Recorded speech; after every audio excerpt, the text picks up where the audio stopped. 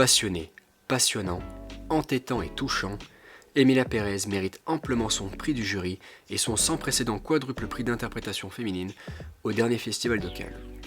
Après les Olympiades, en noir et blanc et tout en sobriété, le réalisateur français Jacques Audiard revient donc sur le devant de la scène cette année avec un long métrage haut en couleurs et en émotion.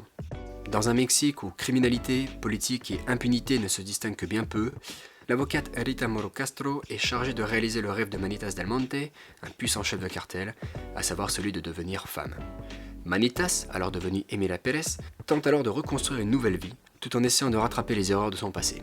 Souvent classé comme une comédie musicale, le film se trouve en réalité à la croisée des genres, aussi bien cinématographiquement que socialement.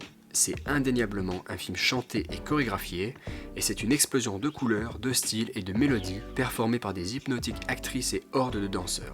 Mais toutes ces variétés de registres et diversité de scènes entre le dîner de retrouvailles, la boîte de nuit ou encore le gala de charité et j'en passe, tous ces styles différents enrichissent considérablement une histoire déjà lourde de sens. Car Emilia Pérez ne se contente pas qu'à la question de la transidentité, bien au contraire. La fascinante Carla Sofia Gascon, à travers son personnage titre, nous parle aussi de l'amour de soi, de l'amour de l'autre et de la haine qui peut en découler.